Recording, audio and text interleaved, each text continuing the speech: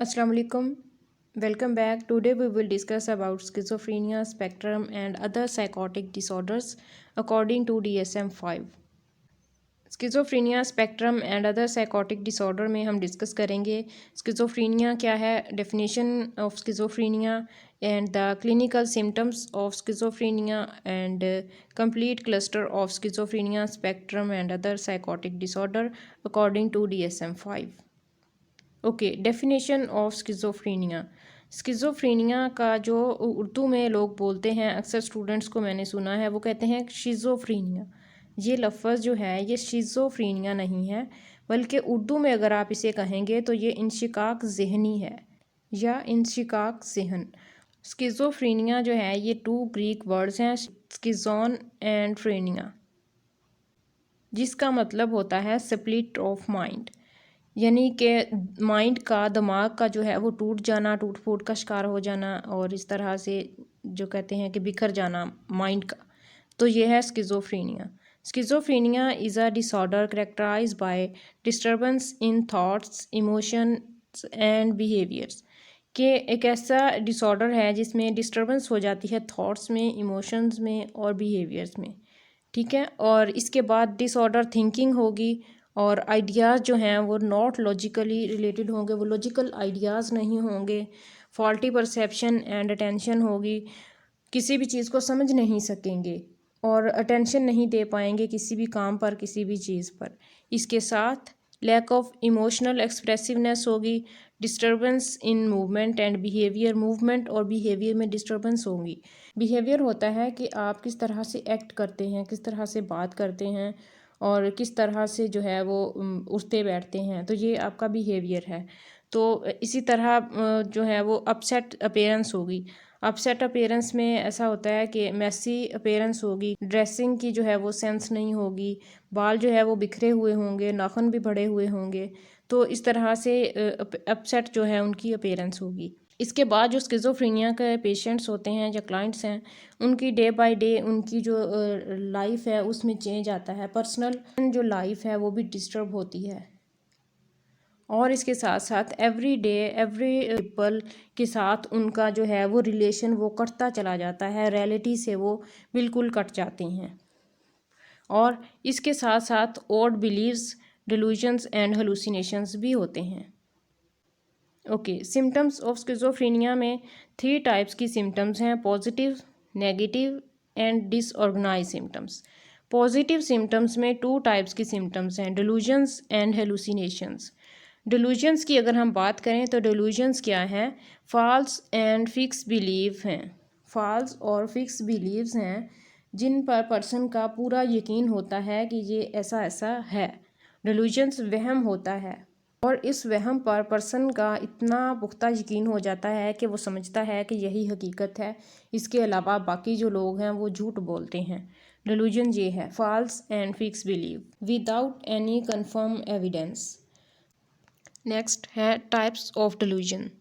यहाँ पर कुछ डिल्यूजन्स की टाइप्स हैं जिनको पर्सन समझता है कि वो उसके पर्सन के वहम हैं, वो उन्हें लगता है, पर्सन्स को लगता है कि ये जो मैं कह रहा हूँ ये ठीक है और दूसरे लोग जो मुझे समझाते हैं उनकी बातें गलत हैं और जो उसके वहम हैं वही उसे हकीकत महसूस होते हैं और उन्हीं पर उनका पूरा यकीन होता है।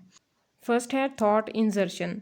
यहाँ पर पर्सन को थॉट इंजर्शन में पर्सन को ये बिलीव हो जाता है कि जो उसकी थॉट्स हैं वो उसकी अपनी नहीं है, बल्कि ये जो थॉट्स हैं ये गवर्नमेंट ने किसी ऐसी चिप के ज़रिए या कंप्यूटर चिप के ज़रिए उस पर्सन के ब्रेन में, उस पर्सन के माइंड में जो है वो इंसर्ट कर दी हैं और वही सोचे हैं, वो जो चिप में है वही मैं सोच रहा हूँ, ऐसा जो है वो यकीन कर लेते हैं इस डिल्यूजन में जो मुब्तला लोग होते हैं।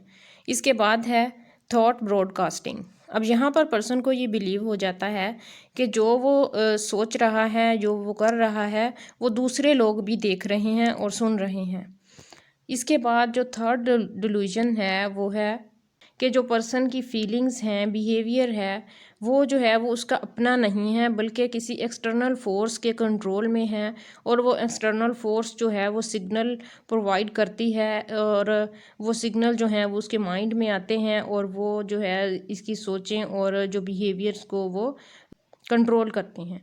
अच्छा, इसके बाद जो है वो फोर्थ डिलूजन है, डिलूजन ऑफ ग्रैंडियोसिटी या ग्रैंडियोस डिलूजन। तो इस डिलूजन में जो पर्सन है वो कहता है कि मैं जो है दुनिया की एक अजीम हस्ती हूँ, और मेरे पास जो है बहुत ज़्यादा एबिलिटीज़ हैं, पावर्स हैं, और ऐसी एबिलिटीज़ हैं जो कि मैं जिसकी वजह जिनसे मैं पूरी दुनिया को जो है वो कंट्रोल कर सकता हूँ, और वो ख़ुद को जो है एक आलम और मुफक्कर इंसान समझता है। इसी तरह जो लास्ट है आइडियाज़ ऑफ रेफरेंस, यहाँ पर जो पर्सन्स हैं वो अपनी पर्सनैलिटी को सिग्निफिकेंट समझने लग जाता है, अपनी पर्सनैलिटी को अहमियत देने लग जाता है दूसरों की एक्टिविटीज़ में।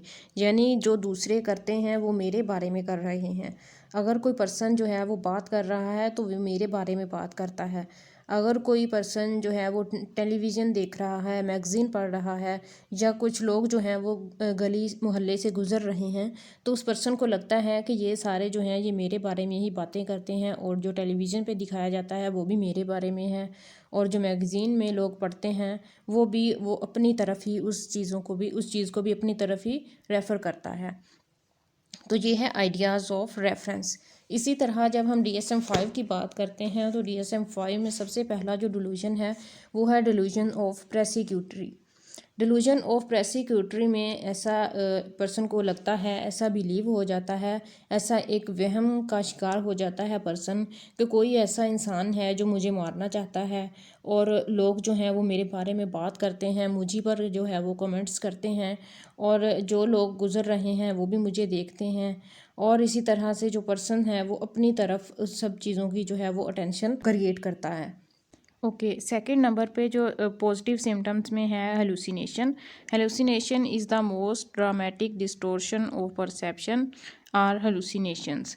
डिस्टोर्शन होती है परसेप्शन में, जो कि हेलुसिनेशन कहलाता है। डिस्टोर्शन मतलब कि चीज़ों को समझने में, सोचने में, परसीव करने में जो है वो प्रॉब्लम होती है पर्सन को। इसके साथ सेंसरी एक्सपीरियंसेस होते हैं in the absence of any relevant stimulation from the environment.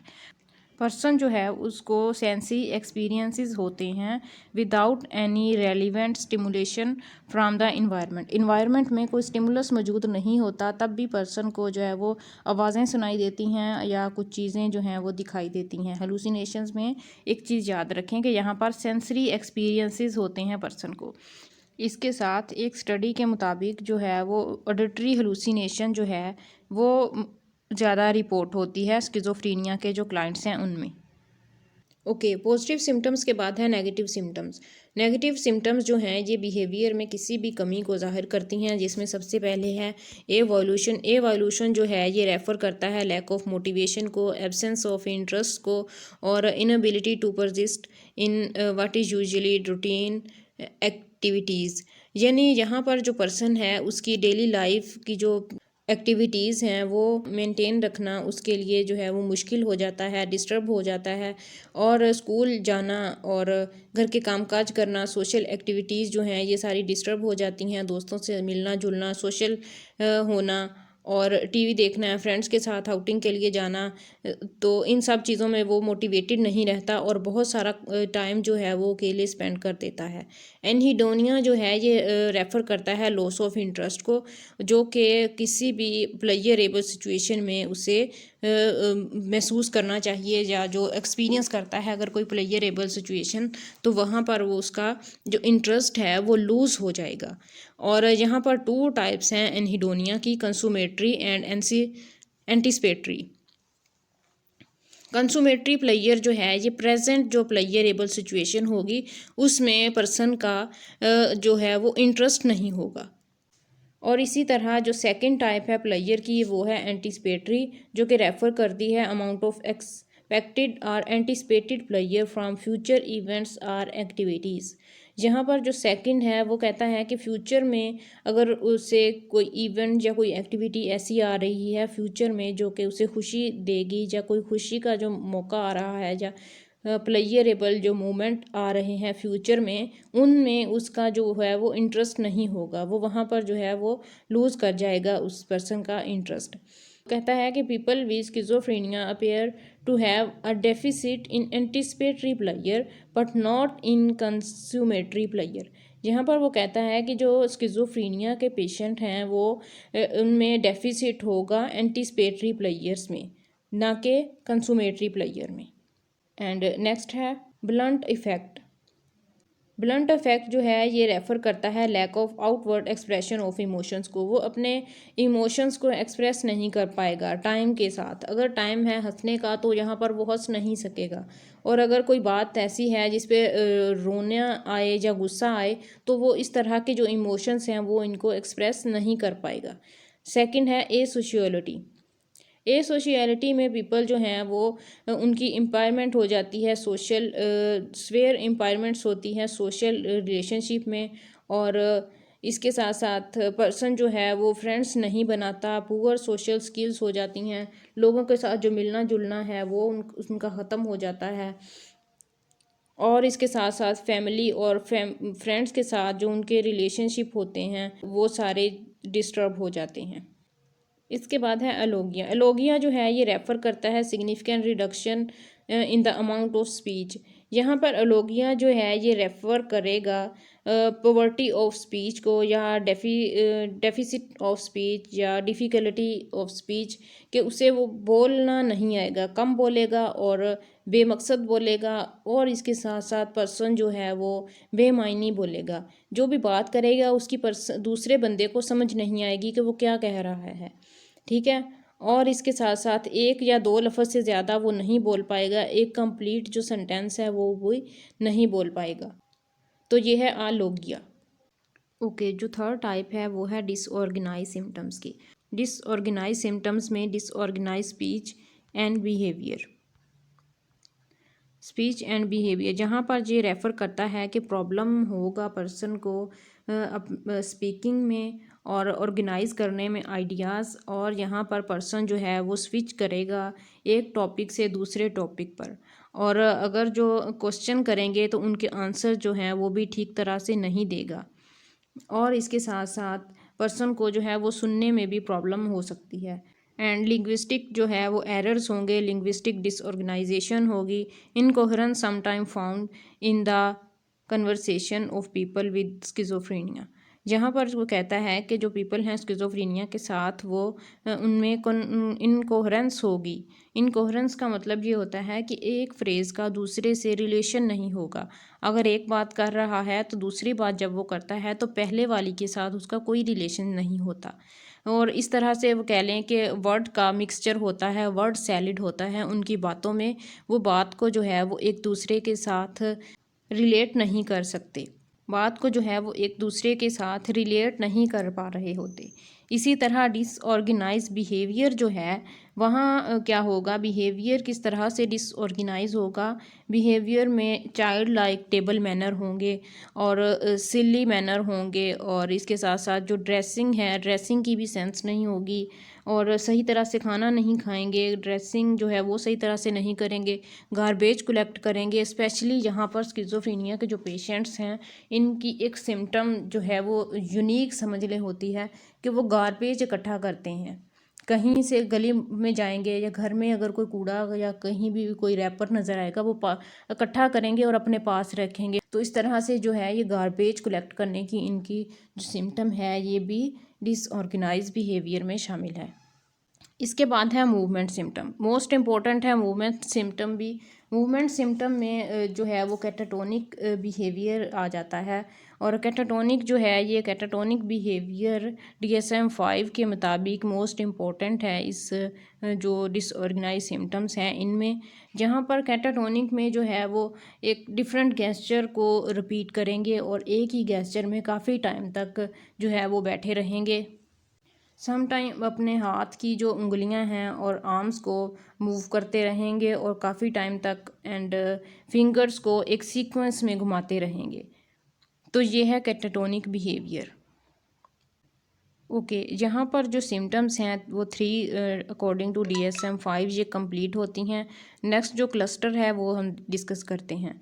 Okay, symptoms को डिस्कस करने के बाद आते हैं कंप्लीट क्लस्टर की तरफ, जो कि DSM-5 के according schizophrenia spectrum and other psychotic disorder का जो क्लस्टर है, इसमें 6 मेन जो हैं वो डिसऑर्डर्स इंक्लूड हैं। ये डिसऑर्डर जो हैं ये सिम्टम्स इनकी सेम रहेंगी जो हमने डिस्कस की हैं। सिम्टम्स के जो एपिसोड्स हैं इनमें चेंजिंग हो सकती हैं, ये चेंज होंगे disorder to disorder, person to person जो है ये वेरी करेंगे। और जो हम डायग्नोज करेंगे वो सिम्टम्स, ड्यूरेशन और सिम्टम्स का जो एपिसोड्स हैं और उसके अकॉर्डिंग जो है ये डिफरेंट जो डिसऑर्डर्स हैं ये डायग्नोज किए जाएंगे।